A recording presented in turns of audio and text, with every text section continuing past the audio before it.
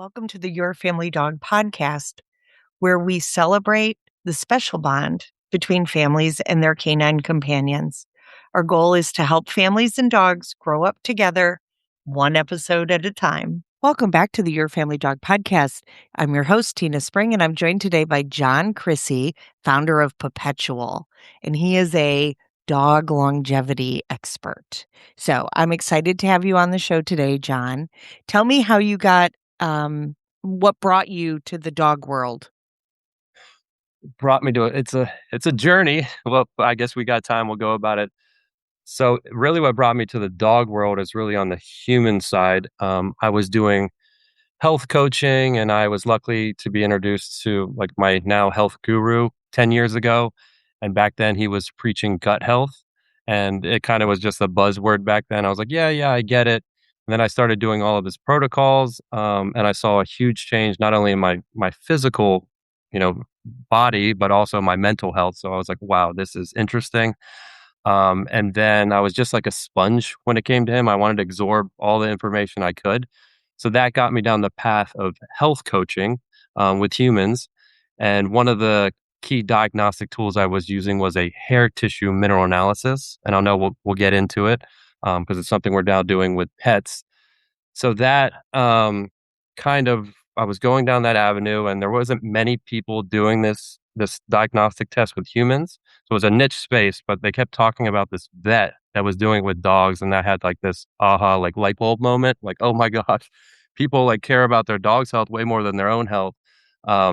So I ended up reaching out to the vet. I bought her book. Her name is Dr. Ava. She's now our chief medical advisor. We established a friendship, and then that turned into a partnership. So that's kind of how we got into Perpetual. Right. So you're not a veterinarian. I already asked you that. But you said you have three veterinarians that are on your advisory committee. Correct. So we have Dr. Ava, Dr. Jess, and Dr. Melissa, and we built Perpetual alongside them. It's something that they're huge in the integrative and holistic space. So it's very important to us that we're doing things that way versus kind of standard veterinarian care. And we could touch on that a little more often. But yes, we're very integrative and functional care based. Well, and I think there's room in the space for all of the pieces and that they ideally work together. I think I say this on the podcast all the time that the medical complex, whether it's human or animal, is really there to treat disease, disorder, injury, but not really, they don't really know how to build health, right? They don't know how to build wellness and longevity. So I view it as all being on the same team. Um, Sometimes I think the traditional medicine route kind of breaks down some of that more holistic integrative side, and then you have to rebuild again. Kind of like when we take antibiotics, we have to rebuild. Um, but I think there's room in the space for everybody. I think that science is rarely settled. And so as time goes on, we learn more, we look differently, we look in more, greater detail sometimes, and it just comes up as a different, we just learn new stuff. The gut microbiome, I have to tell you, I'm so curious about it, and it's like trying to drink out of a fire hose.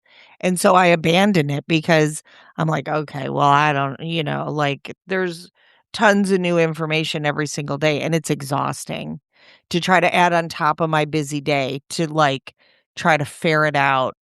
I would love it if someone came up with like an easy guide, whether it To the was for guy. Well, me or for my dog, right? yeah, Like, yeah. Well, the microbiome in itself is very complex. And, like you said, there's information overload. There's prebiotics, there's probiotics, and now there's postbiotics. And like, depending on every microbiome is unique. So like this strain of bacteria works for my microbiome, but it doesn't work for your microbiome.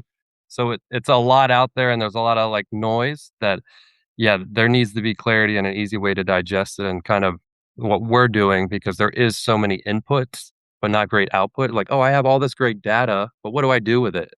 Am I right now what? being like I'm over here like paralysis by analysis? But that's what we really focused on with Perpetual is like, yes, we have great inputs from the diagnostic test, but like really focusing on that solution for the dog parents. So it's like you can make it part of your everyday life versus like, oh crap, I just got all these biomarkers, and now I'm more confused than I was when I started.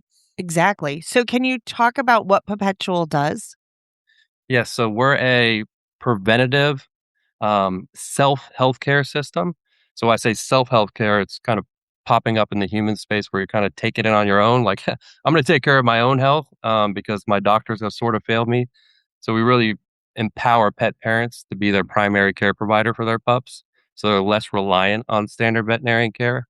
And we were talking about it. Yes, like this should be a partnership. There's a piece for everything, but a lot of like longevity and health needs to start at home with the Yeah. dog parent, and we need to be way more aware of issues because dogs show symptoms very late, even later than humans, because naturally through evolution they've been shown to never show fear, right, or weakness. Because if you show weakness in the safari in the prairie, like you get eaten. So this gives you insights very early on in the stage. So what we do is diagnostic testing via fur. So people are like, wait, fur? Like, how does the fur tell me anything about my dog's health? We're so accustomed to using blood testing, but fur actually is a 120-day biological time capsule. And that's kind of how I like explain it. I remember as like kids, we built time capsules and we put like things in it. We'd come back 20 years and like, open it up.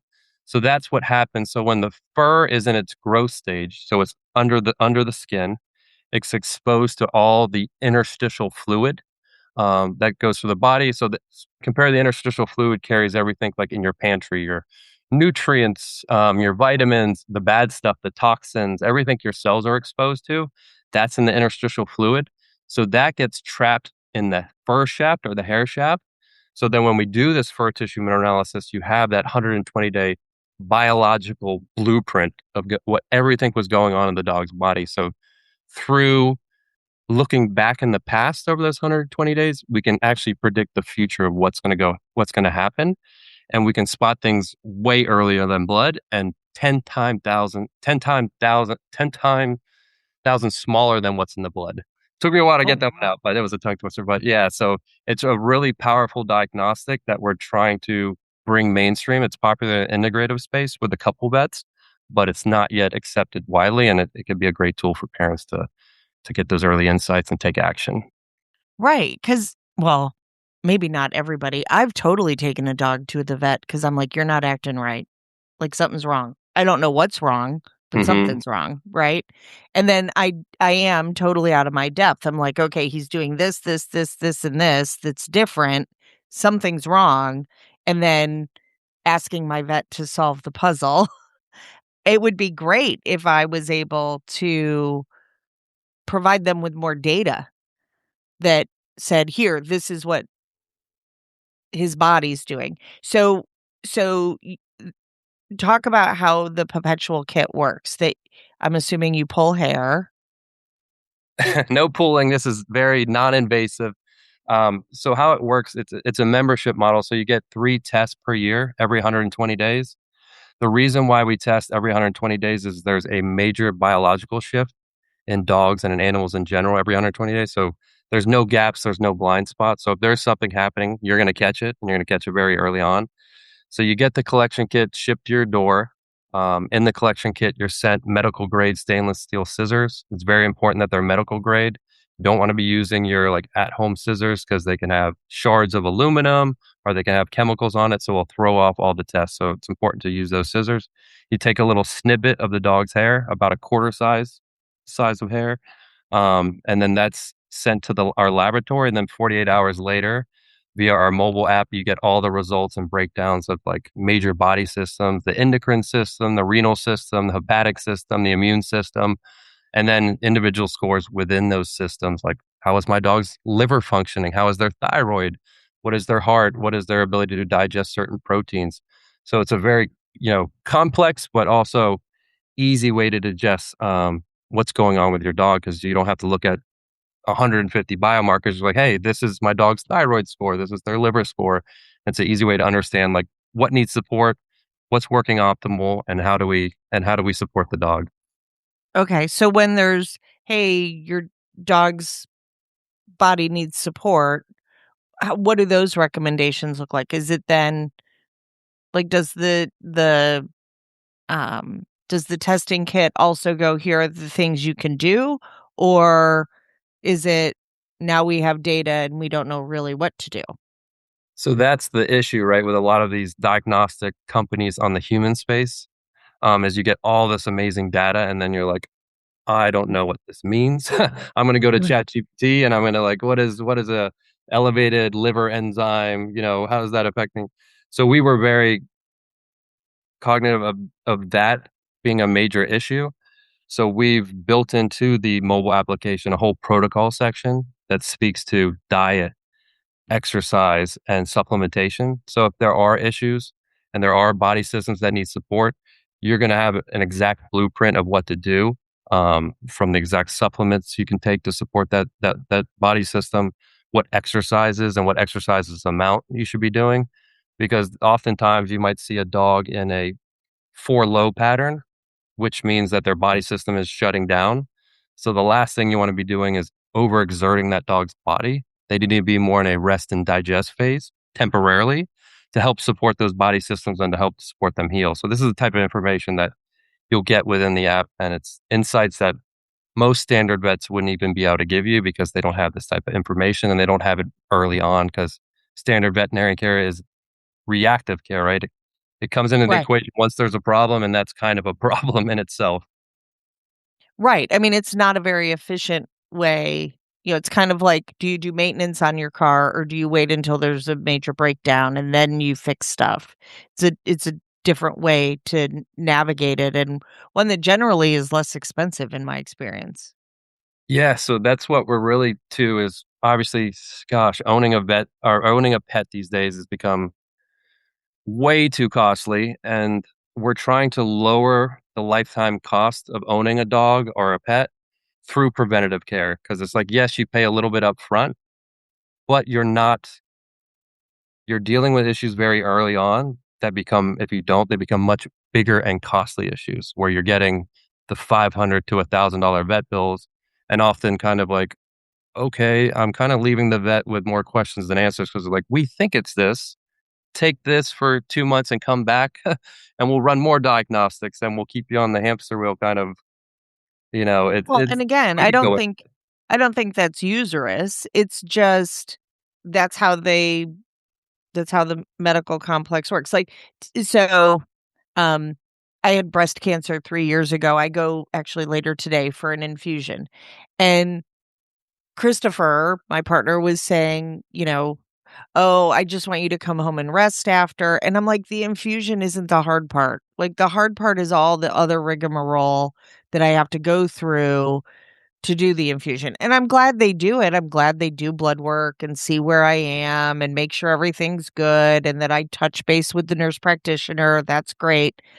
But I'm 3 years out. Like, I'm gonna be on these meds another 2 years because that's the protocol, and every 6 months, I get this infusion to try to prevent a problem that the medications I'm on cause, and so it's it is a little bit of a hamster wheel of like, ugh, it's gonna take way like, the infusion is the least of it, it's all the other stuff, and I do constantly think about how all this treatment has changed how my body functions, and that I'd really like to get back to where I was before stage 0 breast cancer. So, I'm a little bit on that journey myself, but there's pieces I can't change for another 2 years because I have to follow their protocol. Um, so I think the same thing happens in veterinary care, right? That they have to go back and retest, did we get, and I'm glad they do that. It gives us data, but you're right, it always feels like it's a lagging system. It's a lagging system, and on top of that, blood testing. If you're only doing blood testing once a year and you're going off of that, it's not very effective or accurate because what It's a the blood moment in time. it's a snapshot, it's a moment in time, and then also the blood works in very narrow ranges. It's always striving for homeostasis. So if there's something in the blood, let's say toxins, right? That blood's going to say, we're taking you out. We're putting you in some fatty tissue or we're storing you in the bones. We're not keeping you in the bloodstream. So to go off of one single blood test, and if your vet's kind of basing all their off one, it's not good because oftentimes the blood test comes, oh, nothing's wrong. It's not going to see it, right? Because of that homeostasis that it's striving for. And then on top of that, if it is showing up in the blood, at that point, you're like, oh, this is a big problem, you know? Right. So that's why, the fur, I think, is a superior diagnostic because you're catching it way early on and you're able to see things that are way smaller and over a 120-day period versus that snapshot in a moment.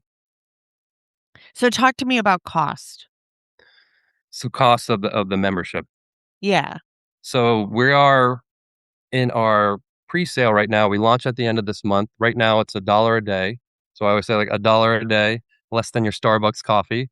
Um, After that, the membership's going to go up to its regular price for $475 a year. So with that, it's like a little over $1 a day. You get the 3 tests, you get the 3 curated care plans and protocols. So really, when you look at the cost risk reward, like one, it's better for your dog to care this way in a preventative way, and then also, yes, I'm spending 475, but I'm possibly, or a good chance, alleviating the possibility of that 500, 600, $700 vet bill downstream. Right. I'm just thinking of my 3 dogs and a cat. And I'm like, ooh, that's a lot of money. So we're working on ability to do like package deals. If you sign up one more than one dog, obviously we can do discounts as well. Yeah, because I mean, a lot of us have more than one animal. And so, yeah, $475 doesn't sound awful um, at all. And it sounds like it's a wonderful program, but times 4, we start to get into some big numbers. So talk to me about, okay, so we're doing this hair sampling on the dog. We're sending it in. We're getting results. What if people have questions? So, right, we have a support line that you could reach out to us. We're adding in the ability, this is probably phase 2, where you can speak to one of our integrative vets. That's more phase 2. And then also building out like a coach in a way, like for lighter questions, for easier questions. We're building out an AI model where we're taking our integrative vets knowledge base and uploading that into the LLM, the large language model. So it trains and learns off strictly their knowledge base. It's not pulling from anything in the internet because that Right, wouldn't that's be what I good. was gonna ask, because So that for could like get lighter questions, my dog's stool looks this way, or my dog is, a little bit lethargic. It can help answer those or support those. And then if it is a bigger issue, kick it up to our integrative vets where you can speak to them one on one. okay. So with this testing, I'm gonna tell you my sad story. So, in December, I lost 2 dogs to cancer, like, out of the blue, a 4-year-old Doberman with osteosarcoma, and then a 12-year-old dog to hemangiosarcoma within a week. So, kinda just it felt like being hit by a bus. It's part of why the podcast got real quiet for a little while. Yeah. So, I 'cause I, like, understand couldn't that. talk about it. I just couldn't Mhm. talk about it. Like, it sucked all the air out of my lungs. So, those 2 cancers are cancers that you don't see if you're not, you know well, hemangiosarcoma, I don't even know that they really have a way to test for it. I don't believe either of those show up in blood work until, again, it's a serious major, like, this dog is dying kind of thing. So, is this testing that would be able to identify something like that? Not cancers in general, but this is really like, let's go back to the root of the problem. Where are these cancers coming from? And they say, like, there's a saying like, genetics, load the gun, environment pulls the trigger. A lot of the health issues and cancers are environmental. And let's dive. What are dogs exposed to daily, and what is like the biggest like lever you could pull for keeping your dog healthy and probably mitigating the risk of cancer? It's like what is in their bowl controls. Like, what are we feeding our dogs? Is this helping them or harming them? Is this food nutritious or is it toxic? And if we look at food across the board, for the most part, from big food, big pet food, It is very harmful for the dog, and I'll tell you 2 reasons. What does cancer love? It loves an inflammatory environment, and it loves an environment that is has high blood sugar. High blood sugar is rocket fuel for cancer. So you look at these foods, tons of carbs, tons of starchy carbs. What does that do to the dog's glucose and blood sugar? Through the roof. So this is creating an environment that just allows cancer to thrive. So that is one of the big things is like, yes, do we can we like say, your dog has cancer? Can we like test for that? No, not specifically. But we can tell you exactly what's going on inside the dog's body, their blood sugar regulation, their inflammation markers, what foods you should be specifically feeding. Not everyone knows that a dog has a specific metabolic type. And based off that metabolic type, there should be certain proteins fed versus other proteins. So if you have a dog who has a fast metabolic type and is in a sympathetic nervous state, the last thing you want to be feeding that dog is like red meat or lamb because that's a warming protein. It's a high purine protein. So that's like pouring gasoline on a fire. So knowing your dog's metabolic type and knowing exactly what proteins to feed, what type fats to feed, can then create an environment that's conducive to mitigate the cancer or the risk of cancer. Okay. So, not necessarily testing and saying, "Hey, you've got a warning about your dog has bone cancer," but instead, like, "Hey, you need to adjust what you're feeding to try to help that dog's metabolic rate." Exact help their metabolic rate, and then like how do we lower inflammation, systemic inflammation? Then how do we lower your dog's blood sugar to get that more in line so you're not creating an environment that's conducive for cancer to thrive? So I feed, um, I won't say the brand, but I feed no legume, no grain, a raw mix with kibble because I have a lot of animals, so cost effective. And then we augment with cold pasteurized, freeze dried raw and a lot of fresh food. So, I buy chicken thighs when they're on sale and Instapot 'em or beef or whatever and augment with that. And then fresh vegetables, sometimes kefir. Kefir is Um, good. Cruciferous so vegetables are amazing for like anti-cancer properties. Your broccoli, your broccoli, cauliflower. yeah, and all my dogs have historically loved those. They hate Brussels sprouts, but they will eat broccoli, they'll eat cauliflower. Um, so the I honestly, like, these are the first 2 dogs I've lost to cancer in a very, very long time. So the story that I tell is in my youth, my dogs died of cancer.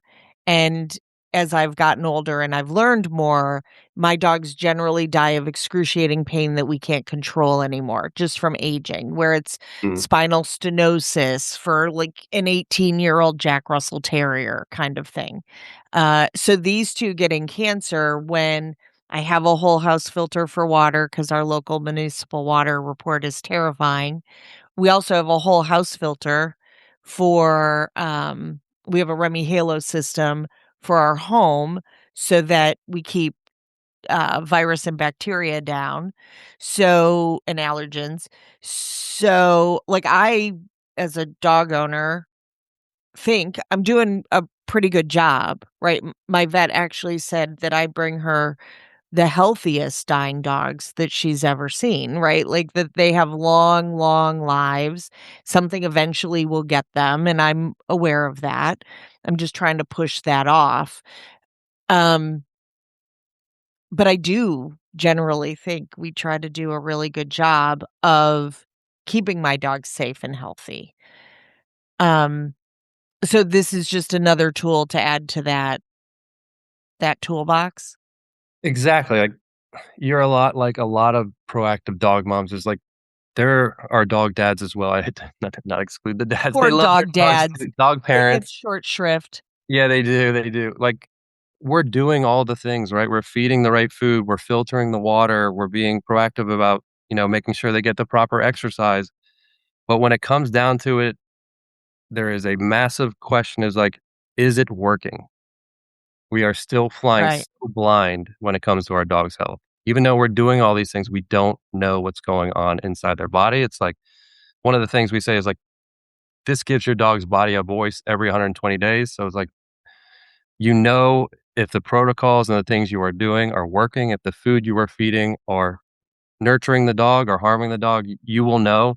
And I think that is the huge gap between what we're doing now and where we can go, is having those insights and that knowledge of actually knowing, hey, is what I'm doing for my dog working?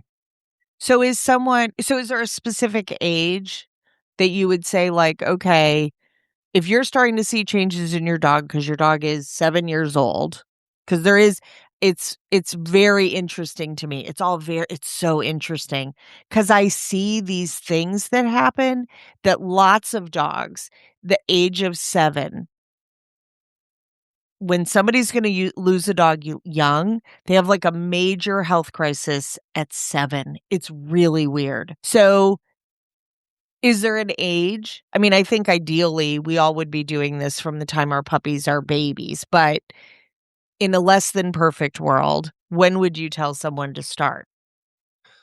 So I would say, like, Dr. Abe always says, like, longevity starts in the womb, because whatever the mother is exposed to, or whatever toxins the mother has or dispositions the mother has, is then passed on to the puppy. Uh, Absolutely. through several phases. One, obviously the breast milk, just a lot like humans, the mom, a mother human, influences their dogs or their baby's microbiome, and that build up an immune system through through the breast milk. So I would say yes, longevity starts in the womb. So you can never be too early to start longevity. Right, And when it comes to like that number 7, it's like these are compounding effects that stack up, and eventually, like, you're pouring your coffee, and and you forget you're pouring. Eventually, that cup is going to spill over, and right. it's kind of that spot at 7 years for a dog. If you're not supporting systems or mitigating issues early on, those 7 years of compounding effects then spill over the cup, and at that point, it becomes very hard for the body to rebound. So I would say the earlier the better, but obviously I understand, like, in an ideal world that would be the case. But I would say, yeah, somewhere around that, when they're in the adult phase. So you got like puppy, junior adult, before they become mature and senior, because you want to get to those issues early before they become bigger issues that become very hard to deal with and costly So, to deal. like, that 3-year mark. That would probably be the sweet spot. Yeah. Okay, but if we caught it, so I'm just gonna be randomly curious because that's me. So, if you did this testing on a 3-month-old puppy, what data would it give you? So it would give you all sorts of data. Specifically, like, let's just focus on toxins and chemicals. So we've realized through testing this that dogs have 10 times higher levels than mercury than in humans, which is not good, because mercury is a Oh, that's terrifying. very to the immune system, to their neurological system. And you think, like, why is that, right? Because dogs, one, they don't wear clothes, so their overall exposure to these toxins and stuff are way higher. We wear clothes, so we kind of have a preventative layer. They're rolling around, they're getting into things. They don't bathe like us daily. So, we're washing and kind of helping detox. And then a lot of dogs need liver support. I know Dr. Ava, she's done a peer reviewed study with 570 dogs in her study. I think 94% of those dogs had elevated mercury, and tying back to a stressed liver. So their detox pathways are very effective right now, whether that be through the food or overall environment. So once those toxins come in, it's very hard for those dogs to properly detox and get them out. So that's one of the things you would see in But a there are puppy. protocols to do it? There are protocols to do it. Like detox, we don't focus on the all in detox. We recommend going to a vet to do that, because Right. if you detox the wrong way, it can go south fast. And you need to make sure that the proper systems are working ideally before you start detoxing. You want to make sure the microbiome, the liver, the kidneys, because once you start detoxing, you're going to tax those systems even more. Right. You got to make sure those systems are ready for that detox. So that's an important part of detoxing. So if the vet so I guess my question would be how that works for the vet, because the vet's not getting the same data. I mean, obviously we could provide it. I can take my test results to my vet, who would probably think it was amazing. But how do they know if those systems are set up to be ideal to detox? So you again, right? So that's why we test every 120 days, right? We say like phase one, you're establishing the dog's baselines. So you kind of know where they're at, what body systems are working properly, which ones are not. Mhm. From that phase, we're going to give protocols to support those systems in need. Then you test again, right? And then you kind of see where those body systems are at. So let's run through that scenario of like, all right, phase one, I see a lot of toxins in my dog, heavy metals, mercury, aluminum. So we're then going to support the liver, the microbiome and other areas that help detox. And then when we retest in phase two, 120 days on the road, we're going to see, all right, how is the liver functioning right now? How is the microbiome set up? Are they properly ready to prepare for like a heavier detox? And often what we find is from test one to test two, because we've supported the liver and we supported certain systems, those heavy metals that were elevated are now in a ideal range because the body is going to, if it's healthy, it's going to do its job, right? It was built to detox. So oftentimes we see that those heavy metals are no longer an issue once we supported the liver and the other body systems. Oh, so you see that it resolves because the body really is trying to be efficient and to be healthy. Correct. So talk to me about I'm seeing a trend where veterinary offices are becoming corporate owned, not vet owned. And it's almost like veterinary care by flow chart. Like it's like a really weird experience where it feels like now not my vet's locally owned by the veterinarians, but at these corporate vets, which is what I'm calling them, because that seems to be that they're owned by a big corporation. Yes. Um, that it's like the vets don't have the freedom. For example, they'll run a dip of urine for a puppy with a suspected UTI, but the consumer doesn't seem to have the option to say, "Well, could we culture the urine instead so we're treating this specific bug that's causing a problem?" And the vet's pushing back and saying, like, "We don't really have that as an option, and if you push and say, 'No, this is the standard of care I wanna utilize,' the pricing is, like, unbelievable." Like, I had a local client that had a culture for a urinary tract infection that was hundreds of dollars, which is nuts. Like, that Yeah, there's the no way cost that of that is nothing. Yeah. a culture should not be hundreds of dollars.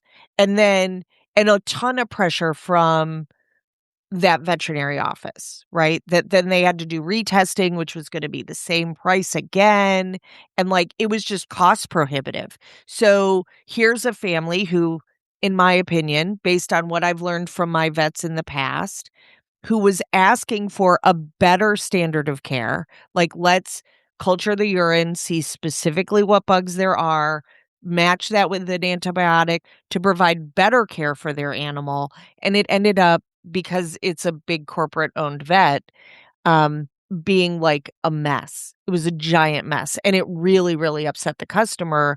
And I don't know, well, I advocated, but it's a problem. Are we seeing that nationally with veterinary offices? Yeah, that's exactly what's going on. And nailed it on the head. So the last 10 years, private equity specifically has gobbled up massive amounts of these used to be individually owned vet clinics that were owned by vets. I think the number is staggering now, like 60% of all vet clinics, 80% of all ER clinics are now owned by private equity or corporate owners. And then in the next 10 years, that number is looking to like 85. So they have a full monopoly on standard vet. And it's a bad situation because, like you said, their approach is one size fits all, right? They buy these vet clinics, they roll them up into one uniform brand. They have one uniform solution. We do these tests. It's like walking into a fast food restaurant. Here's your menu. here's what you got to choose from. And anything outside of that breaks their model. So they're going to push back on it, right? They're going to say, oh, that costs a lot extra, or we don't do that. And they're going to try to push you back into exactly what they do. So when private equity gets into any space, whether it be HVAC or you name it, the name of the game is they roll up these vet clinics and they create money overnight, right? It's just like because we now own 15 vet clinics, we just took the valuation of this from 1 million to 10 million. But what we do in that process is we create a very uniform blueprint. So when it comes to veterinarian care, all these vet clinics that are now rolled up have the same standard of care. We have a one size fits all approach. We have a kind of very reactive approach. Because you think about it, a healthy dog is not a profitable dog. They want profitable dogs. So if you're practicing preventative care and mitigating issues very early on, you're not Right, going to where go to the vet. my vet's like, "No, no, no. I love that we don't see you very often." Right? Like, that's Exactly. a good thing. So so how do families navigate that?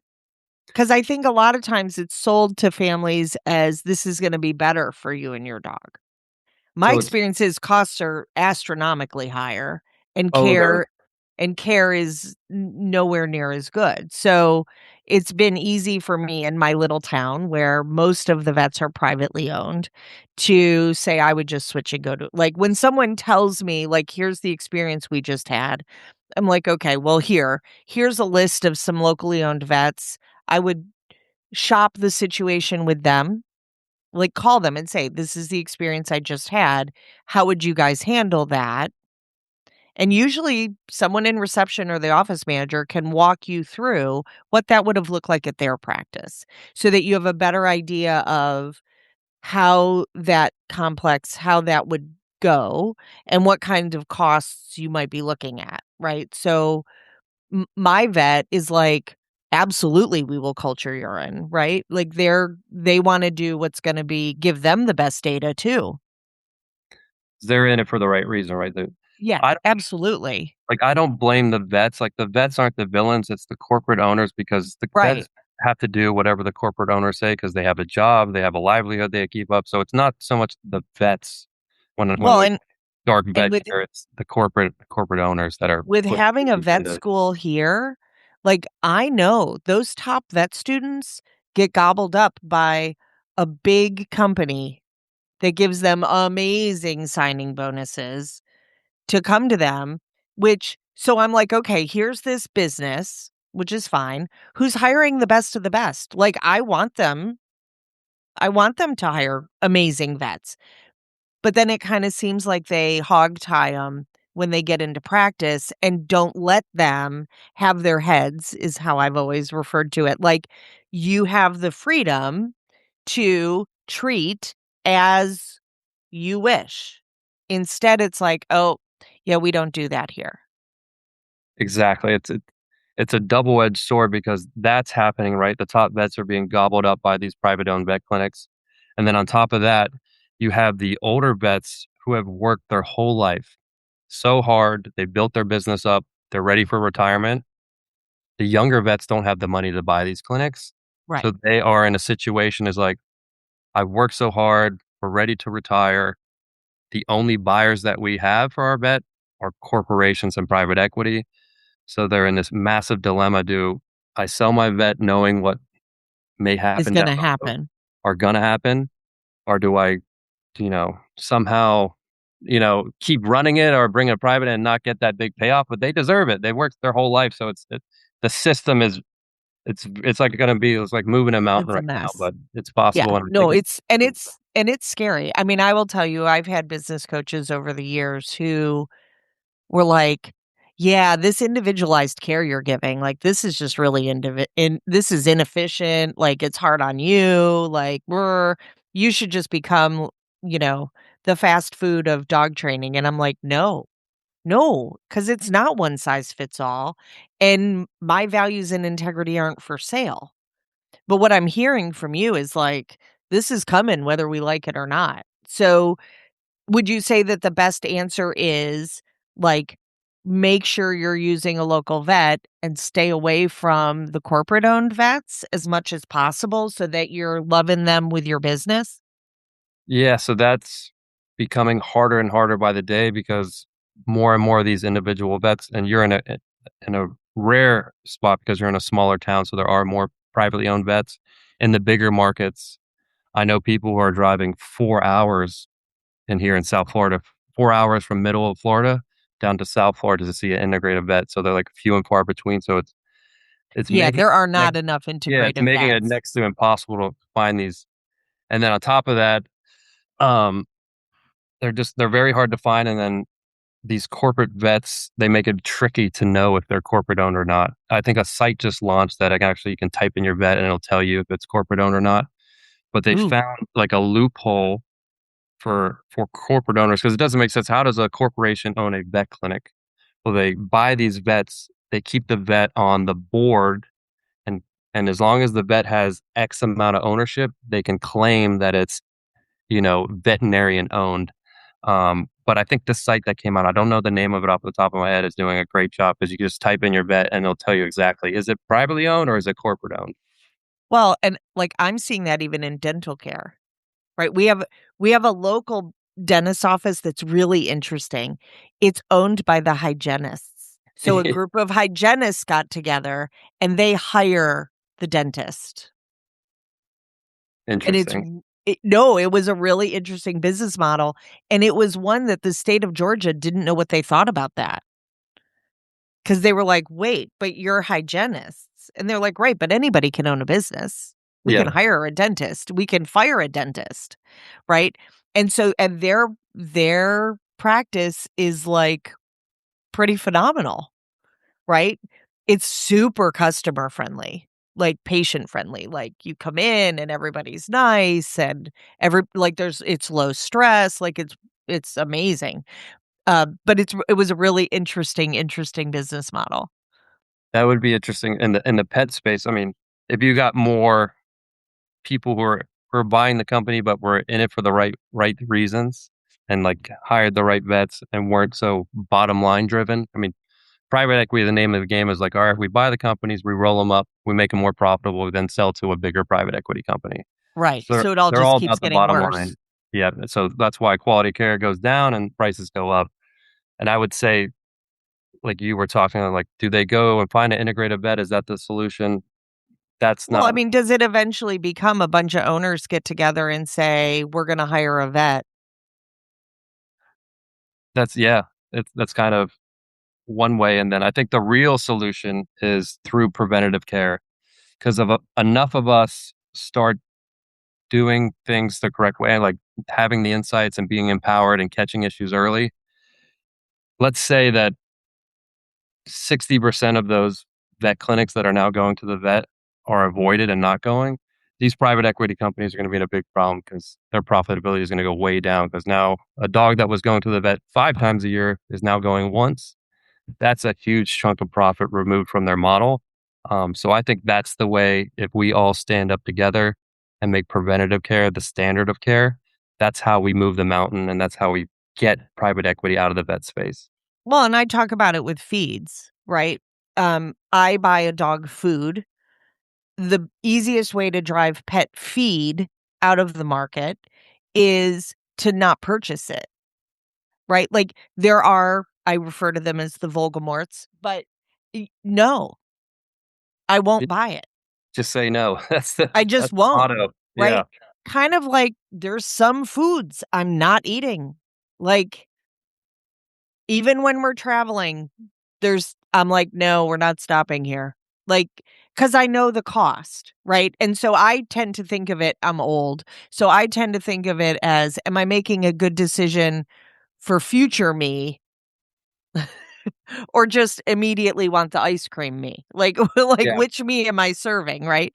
So I think of it that way in terms of the dogs too. So I mean, there's no dog food anymore that's inexpensive. Like, none of it is inexpensive to feed. And even if you just look at digestibility, right? Knowing that the Voldemort's digestibility is significantly lower than, for example, the digestibility of what I'm feeding, which amazes me that the dog food companies are allowed to say that that's proprietary when that's a big old bag of bull honky donks, right? Like, Mhm. if I have $7,000 a dog and a bag of dog food and a laboratory, I can find out the digestibility of any food because it's test the nutrition in the food, feed it to the dog, test the excrement, and the difference is your digestibility. Like, what are Yeah. you picking up in the backyard? And it amazes me how foods that I would be unwilling to feed that, man, they spend a ton of money on marketing.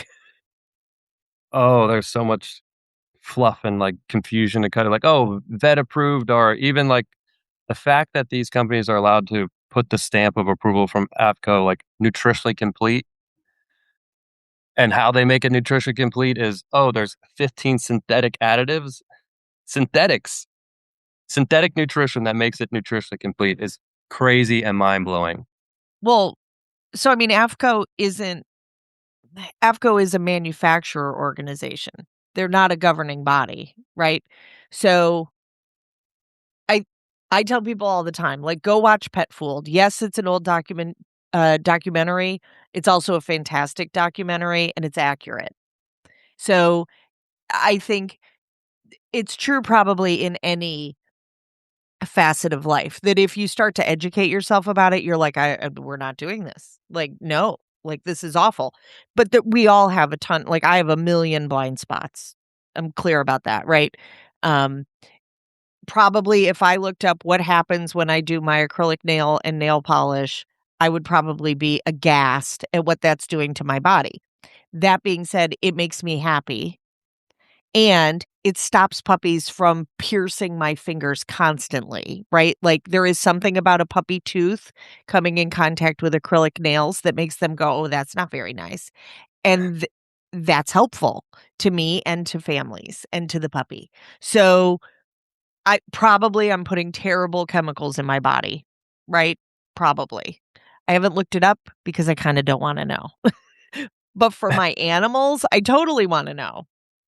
'Cause it's like you're actively making a choice where you have control of whether you do it or not. With our dogs, 100% of their health, 100% of that is under our control. So it's a little bit of a different dynamic. Because if a dog didn't have to be kibble and he wasn't like he'd probably turn his nose up at it, but if he knows that's his only food source, he's gotta eat it. Okay. So it's, they don't have the choices that we have, but everything in moderation, right? If it makes you happy, there's a longevity molecule that gets released in your head, like, so be it. Do your nails, like, we have to continue to live, but we also have to be very aware and educated on what's going on and what we put in our body and what we put in our dog's body. Right, and it's the sneaky stuff. So then talk to me about Big Pet, because Big Pet is such a thing. Oh, we encountered it firsthand with developing Perpetual. Is we ran into Big Pet and we got, like, shadow banned, and, you know, certain companies didn't wanna work with us because they were aligned with Big Pet. I mean, Big Pet's integrated throughout the whole space. You think Purina, um, they play a role in the curriculum that's taught in standard veterinarian care in colleges. So they're intertwined. I mean, it's a lot like the human space, like big food. I like to say, like, there's the SAD diet, like standard American diet, and there's, like, the SAD with the double D, standard American dog diet. Um, and geez, if you think about big pet and big pet food, let's say if someone was to eat McDonald's every day of their life, you'd say, okay, that person's probably going to live a short life. McDonald's is 10 times better than kibble. So you think about that. It's crazy. So Depending on which kibble, yes. depending on which kibble, yes, I'm just labeling like general, like obviously The there's steak Voldemorts of and the like world. the Baltimores of the world. Yeah. Uh, but they're in the space. They operate, they're pulling the strings behind the curtains. And we've already had some reach out. We launched a dog food auditor, where it breaks down the dog food and specifically like 14 Oh, different ingredients. So we've that would had be some reach out amazing. already with cease and assist letter. So, uh, I they're bet. but Oh, we're not afraid. I We're bet. here to take them on, and, essentially, we wanna be the voice for all those people who wanna speak up and stand for something right because what's going on in the space is it's dark, it's not good, and And it's scary. it's scary. It is scary, and and it's scary to talk about sometimes because 'cause I'm like, Yeah, if not I too go much." missing after the podcast, you know what Right. happens. There's a movement, people are demanding better for their pets, which is the start. Yes. People are becoming more educated, and that's the foundation for change, really. Yes, and again, like, if you live on an island where because there are islands where you have very little choice on what nutrition is brought onto the island, right? That it's cost prohibitive to cook for your dog, like, all the things. There's there are times that your hands are just tied. My goal is always to screw it up just a little bit better with each dog, right? So, a little less worse with each step that I put in front of the other. Um, but it's hard. It's difficult to navigate. And, like, here, we don't really have many integrative vets anymore. um, which is sad to me. Like, where I grew up, there were integrative and holistic vets, a stone throw away, and they very much partnered with the local vets, right? Like, they all loved that they learned from one another and that they could refer to one another and that they were all on the same team of wanting a dog or a cat to live a long, healthy life as long as they possibly could. And so watching what's happening now just makes me sad that I mean, you would think that a pet food company would be cheering on that somebody is assessing the health and quality of the products they're putting out because then they can pat themselves on the back and say, "Look at what a great job we're doing." You would think, well, there's just a lot of bad players in the space that, you know what they're selling isn't truly healthy, but at the end of the day, it prints them millions and if not billions of dollars a day, and the people who are pulling the strings behind it don't really have our dog's best intentions in mind. Ugh, it just makes me sad. So what are the metabolic types for different dogs? So you have a fast metabolic type, you have a mixed metabolic type, and this dog is truly in a transitional phase because they either go one or the other, and then you have a slow metabolic type. So the metabolic type really correlates with the autonomic nervous system type, whether they're parasympathetic or sympathetic. Um, so one's in fight or flight. Those are your high keeled dogs. They like never shut down. They're just always like on go, like on wired. And then you have your dogs in the other where they're more in rest and digest, and like their thyroid is more in the hypo. So that information is critical because a dog with a hypothyroid um, and a slow metabolic type, that dog needs higher protein, lower fats. So the last thing you want to be doing is a high fat diet for that dog because they have a really hard time breaking that down and turning into fuel. And then obviously you get weight gain, and that's a massive issue, right? There's, I think, 60, 70 dogs are either overweight or obese. And that's a whole cascading effect of metabolic issues, and another reason why cancer rates are high because of that. So knowing exactly your dog's metabolic type, what to feed off that will create that environment that's conducive for health and longevity. And I just think it's critical to know that because there's another level to feeding, right? It's like one, okay, we know we're feeding something good, but is that good for our dog? And you won't know that unless you're doing a specific diagnostic test. Right. So if someone wants to learn more about your product and services with Perpetual, how do they reach you? So you can visit our website, which is www.theperpetualpet.com. And then all of our socials, YouTube, TikTok, and Instagram is at Perpetual Pet. And that's the main way you can reach us. And we are doing our founding member pre-sale where you can get in for $110 off. So for $1 a day before we launch at the end of May. Oh, so you are launching at the end of May. Yes, it's been 17 months. It's been, wow, a roller Oh, coaster it always ride. takes so much longer than you think it's gonna take. Mhm. So much pushback too with labs and manufacturers. It's So been, did you even have labs who were like, "We're not doing this"? yeah, that's when I talk about big pet, right?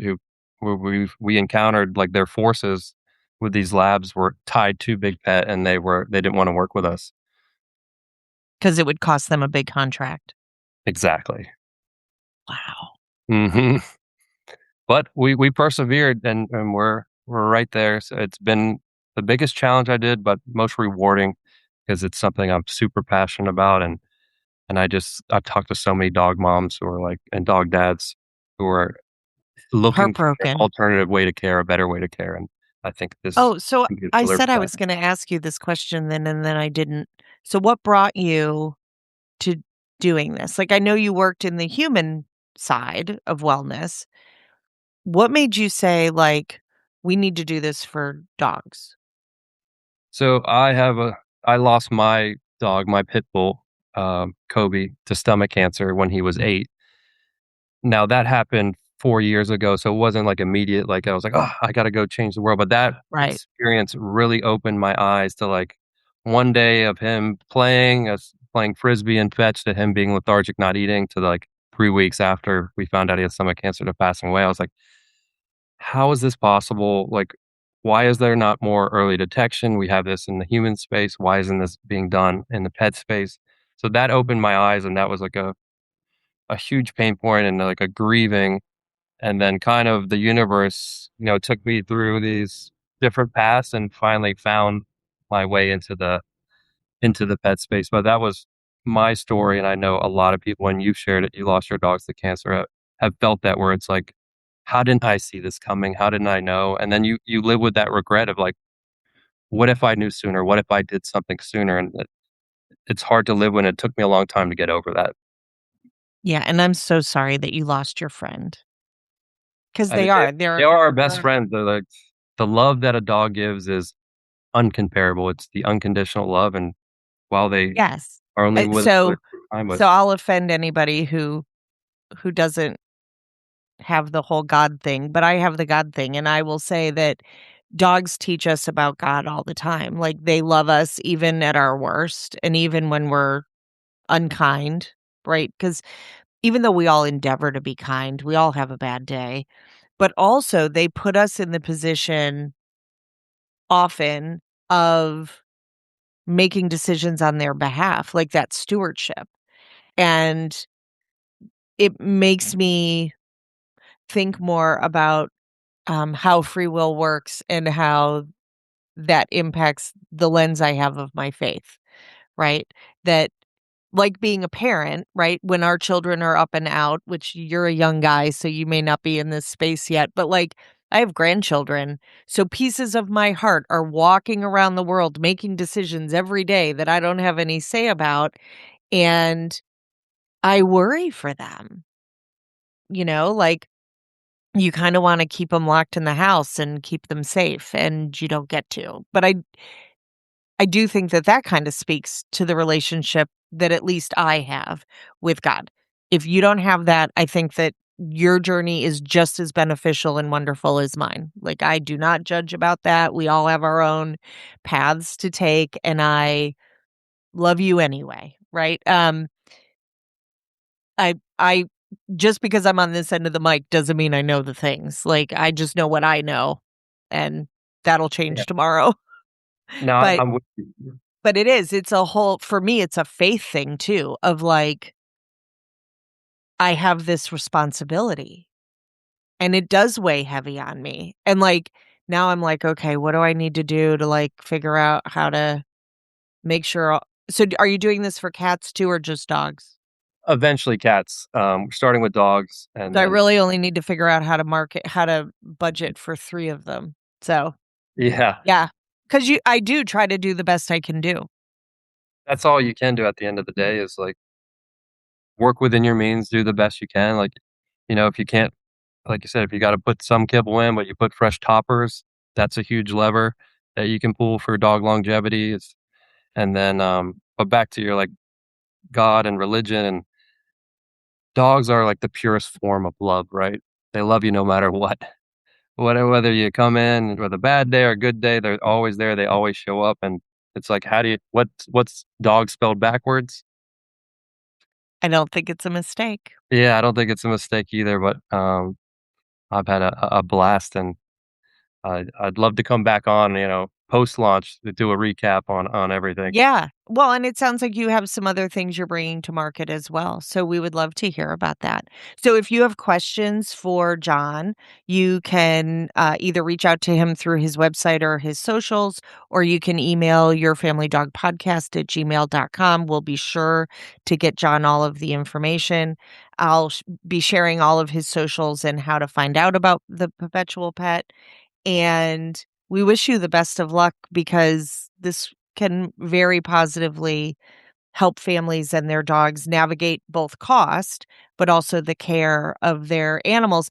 I will say, in talking to like Dr. Karen Becker, she was really amazing when I was talking to her about the Forever Dog and what drove her to do all this research and to compile all this research. And she said part of it is that people won't make the decisions for themselves. Like, we won't change our diets and our water and all the things for ourselves, but we will totally change it for our pets, and then we get the benefit too. And that's true. Like, our whole house water system, our whole house, Remy Halo system, I got because of the animals. So I yeah, didn't get it because of the people. the downstream effects is right. It also benefits you. A healthy dog is a healthy human because it's naturally like the apple doesn't fall far from the tree either way you look at it. Right. Yes. And like even reducing like the toxins that are in the cleaners I use. Cause I read research that women, because predominantly women are who are cleaning at home, that using all those chemicals to clean showers and toilets and all the things, that our toxin rates are higher because we're ingesting those cleaners. And so I was like, okay, well, if somebody has a natural product that works just as well, deuces, like I'll totally do that. So, I mean, I've made lots of changes over the years to try to just mess it up a little bit better. That's a great way to put it. Is like don't try to take it all in at once. Bite-sized pieces, little changes at a time. Like 1,000 minors equals a major, and that's how you should approach it. And I think that's the right way to go about your health and your dog's health. Well, thank you so much for spending your precious time with us today, John. Well, I appreciate you having me on. I hope to be on soon with a success story that we made a big impact with. Absolutely. I hope you come on soon. And I may order a test kit to test a dog and to give feedback to our listeners about how that worked and what I learned. So, That would I be perfect. that's it for today's episode. Thank you so much for spending part of your precious day with us. If you enjoyed the show, be sure to follow, rate, subscribe so that you never miss an episode. We'd love to hear from you. Connect with us on social media or email us at yourfamilydogpodcast@gmail.com. We'll see you soon.